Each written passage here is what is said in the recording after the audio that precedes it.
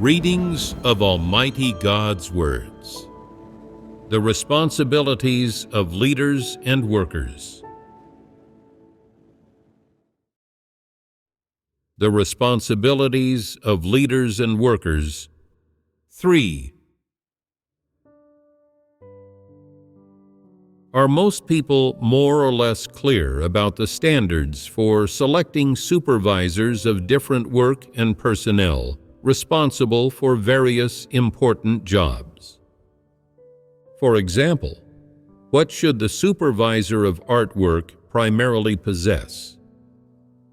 They should possess professional skills in this field and be able to shoulder the work. Having professional skills is one theory.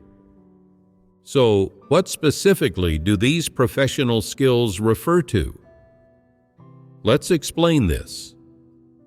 If someone enjoys drawing and is interested in making art, but it is not their profession, and they lack knowledge in this area, and merely like it, is it appropriate to select such a person as supervisor of an art team? No, it isn't. Some say, if they like making art, they can do the job and learn about it gradually. Is this statement correct? There is one exception to this, which is if everyone else on the art team is also unfamiliar with the profession, and this person knows a bit more and learns faster than the others. Would selecting them be relatively appropriate then?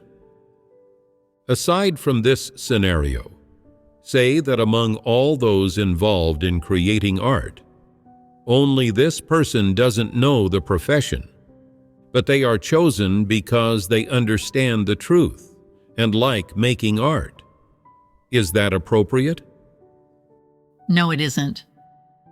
Why isn't it appropriate? Because they are not the first or the only choice. How should this type of supervisor be selected then? They should be chosen from among those who are the most proficient and experienced in the profession. That is, they must be an expert, possessing both professional skills and work capabilities. Don't select a layman. This is one aspect. In addition, they must bear a burden, possess spiritual understanding, and be able to understand the truth. They must also have at least a foundation in their faith in God. The main principles are: first, they must have work capabilities. Second, they must understand the profession. And third, they must have spiritual understanding and be able to understand the truth. Use these 3 criteria to select supervisors for different work. After selecting supervisors for various specific items of work, leaders and workers shouldn't just stand aside and do nothing. They also have to train and cultivate these supervisors for a period of time to see whether the individuals they chose can truly shoulder the work and put it on the right track.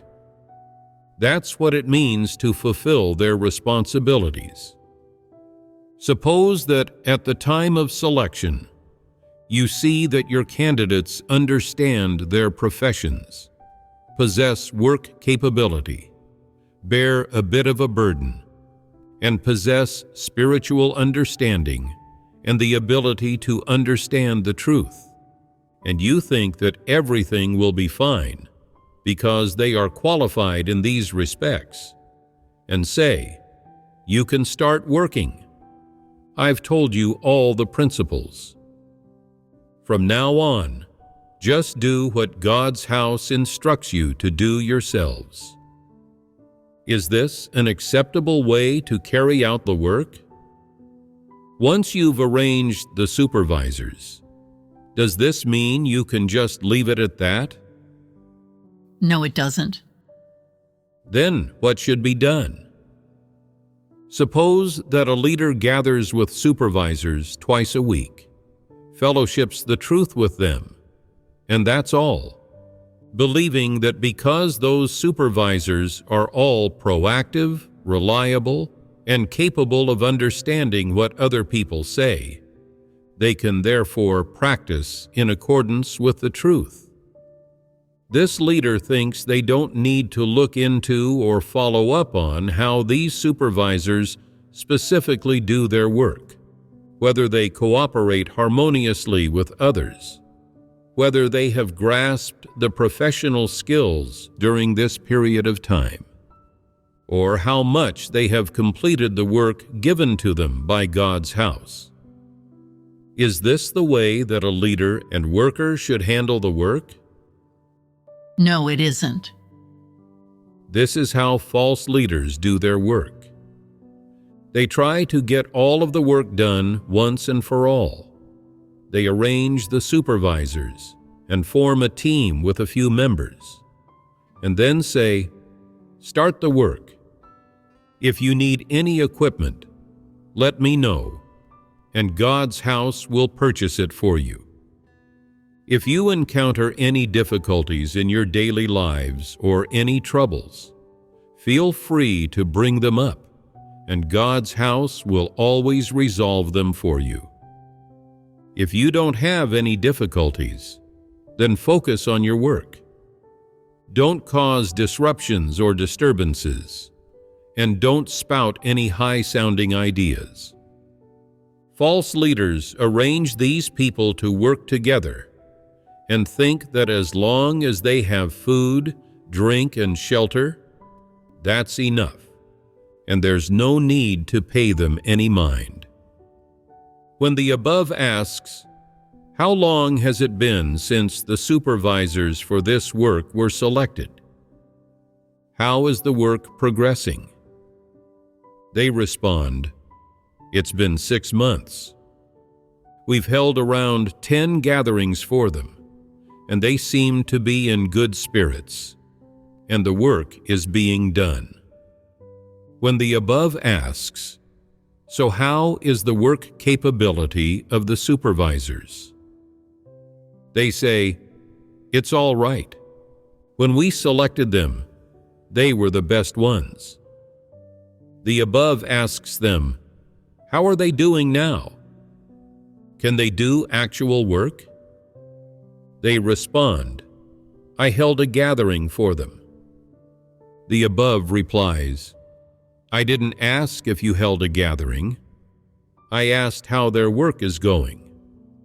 They say, "It's probably fine. No one has reported anything bad about them."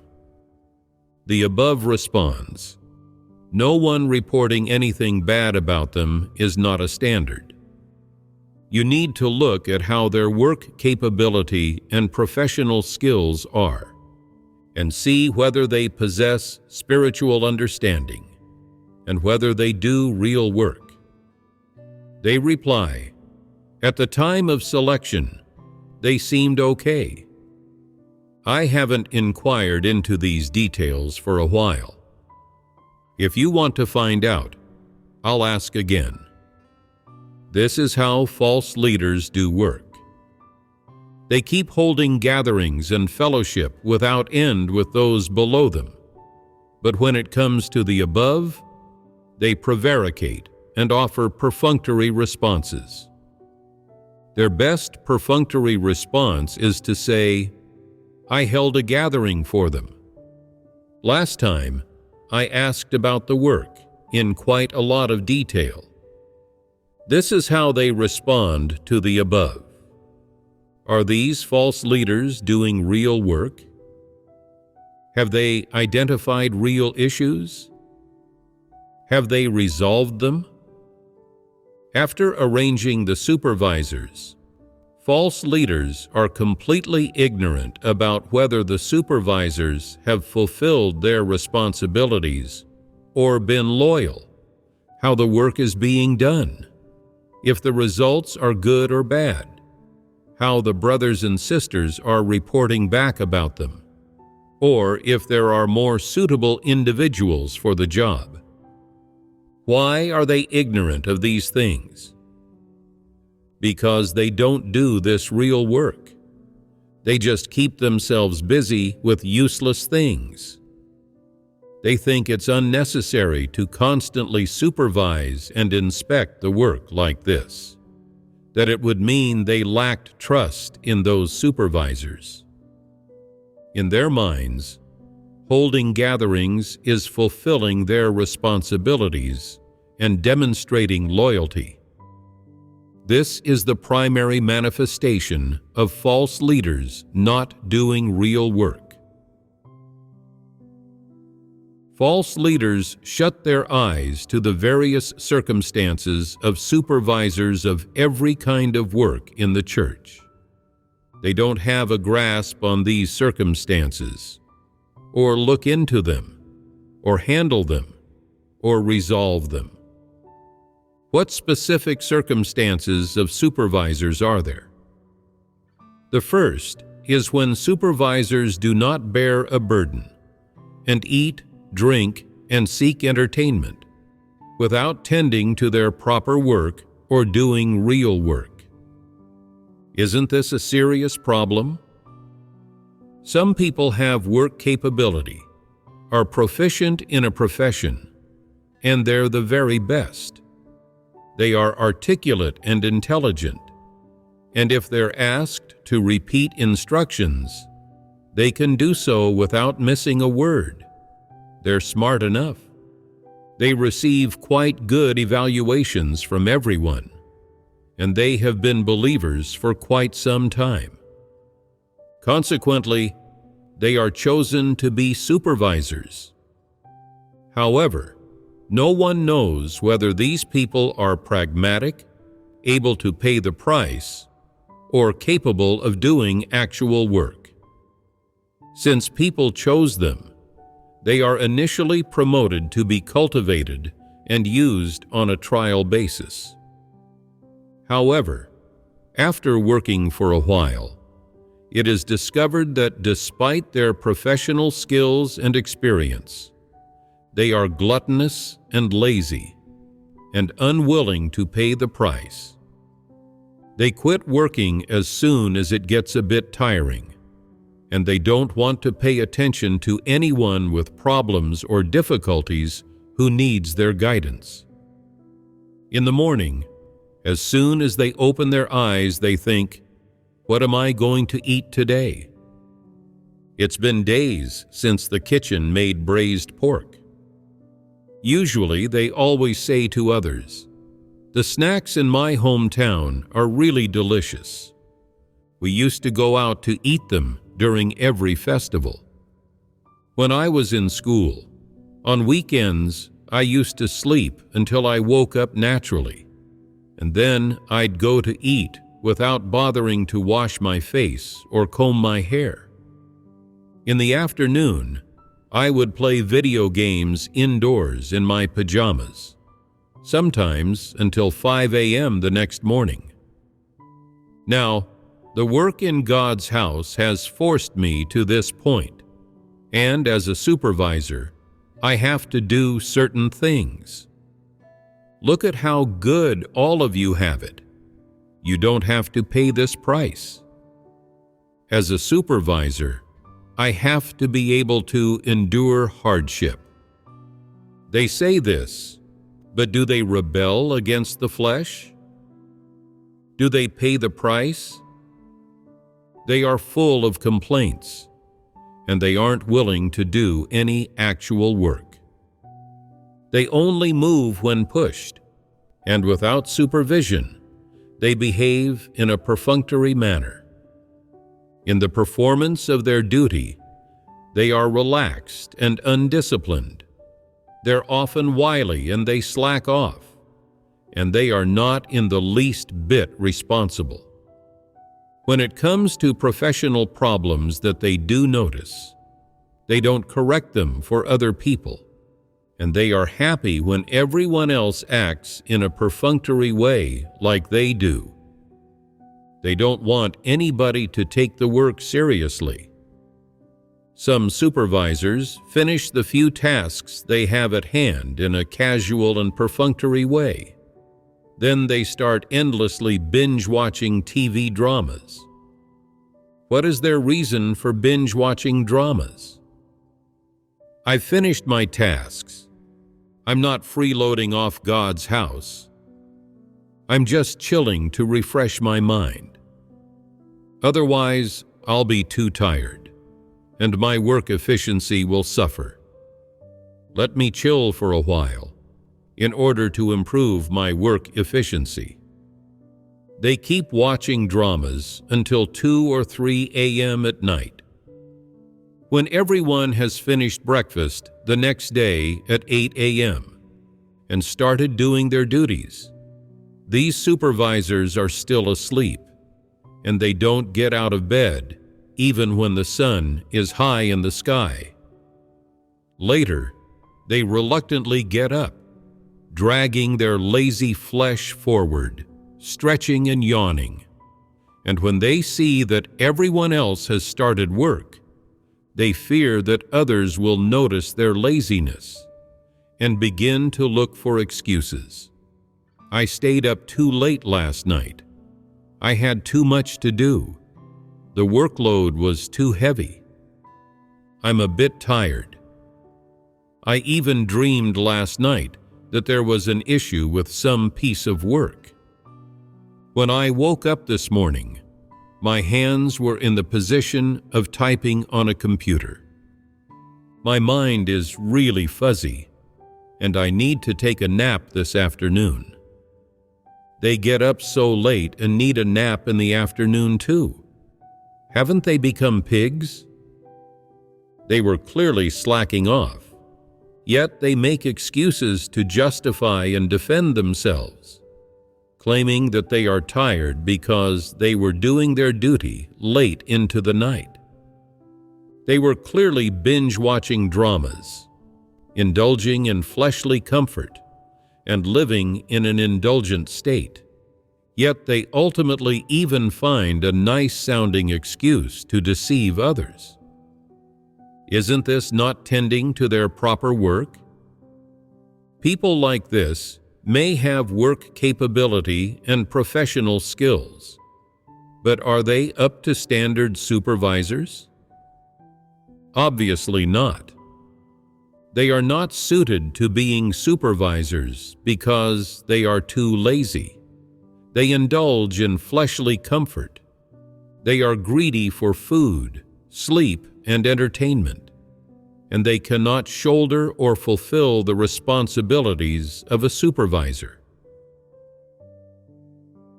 Some women often browse clothes, shoes, cosmetics, and food online. And after they're done, they start binge-watching dramas. People say, "Why are you binge-watching dramas when you haven't finished your work?" Moreover, other people still have so many issues. As a supervisor, you should provide guidance to them. Why aren't you fulfilling your responsibilities? These women say, "Binge-watching dramas is also part of my work. The videos and movies of God's house need to be developed, and I have to find inspiration in these dramas." Isn't that a deceptive thing to say? If they are involved in this profession, occasionally watching dramas for inspiration is acceptable. But is binge-watching them day and night, seeking inspiration? Isn't that deceptive? Everyone knows what's going on. So by saying such things, these women are selling out their dignity and integrity. Some people already have a habit of playing video games, and it has become a regular part of their lives. However, after being selected as supervisors, shouldn't they change these bad habits and vices? If they cannot rebel against them When they are selected as supervisors, they should say, "I can't take on this work. I'm addicted to playing video games. When I play them, I reach a state of oblivion, and no one can interfere or move me. If you select me, it will definitely delay the work. So act quick and don't allow me to be a supervisor." If these people don't declare this in advance and feel pleased and proud when they are selected, cherishing this status, but continue to play video games at whim as they did before when they are supervisors, this is inappropriate, and it will certainly delay the work. Some supervisors have certain bad habits. When the brothers and sisters select them, some do not understand their situation, while others believe that these individuals can expend themselves for God full-time, and think that the bad habits and vices of young people might gradually change with age and a continued understanding of the truth. Many people harbor this attitude and perspective when they select these individuals to be supervisors. After these individuals are selected, they do some work, but they don't last long before becoming negative and thinking, "Being a supervisor is not easy. I have to get up early and stay up late, and I must do more and observe more than other people at every turn. I also have to worry more and spend more of my time and energy. This job is hard. It's too tiring." Consequently, they think about quitting. If you don't bear a burden, you can't do the work of a supervisor. If you do bear a burden in your heart, you will be willing to worry about the work. And even if you're a little more tired than others, you won't feel that you are suffering. Even when it's time to rest, you'll still be thinking, "How did today's work go?" If you suddenly remember an issue that remains unresolved, you won't be able to sleep. If you bear a burden in your heart, you will always be thinking about the work, and you won't even care about how well you are eating or resting. If people bear too little of a burden as supervisors, their small bit of enthusiasm can only last for a few days, and over time, some of them cannot take it anymore. They think, "This job is so tiring. What's a way for me to entertain myself and chill out for a bit? I'll play some video games." They perform well for a short while, but suddenly they feel the itch to play video games. Once they start, they can't stop. The small burden they once bore will be eroded as they game, as will their enthusiastic drive to expend themselves, their resolve, and their positive attitude in doing their duties. When someone asks them something, they become impatient. They either prune people or lecture them and make digs at them, or do things in a perfunctory way and abandon their work. Isn't there a problem with these supervisors? During the day, they just barely get through their work in a muddled haze, and at night, when no one is watching, they secretly play video games, not sleeping a wink all night. In the beginning, they feel at ease about it, thinking, "I didn't delay the work during the day. I've done all the work that I was supposed to. I've resolved all the problems others have asked me about. Even if I don't sleep at night to free up time to play video games, Doesn't this all count as me being loyal? As a result, once they start playing video games, they can't stop, and they don't listen to anyone. Although it doesn't affect other people's rest or the work environment, can such supervisors still shoulder their work? Can they do it well? No. Why not? They often play video games all night without sleeping and have to work during the day. How much energy can one person have? Will their work efficiency be high if they cling to playing video games like this? Definitely not. Therefore, such supervisors cannot fulfill their duties or shoulder their work at all. Although they have professional skills and some caliber, they love to play and do not tend to their proper work. Shouldn't these supervisors be dismissed? If they're not dismissed, the work will be delayed. Some people say, if they are dismissed, we won't be able to find anyone else who has the professional skills that they do. We have to let them do this job. They can still shoulder the work even if they play video games.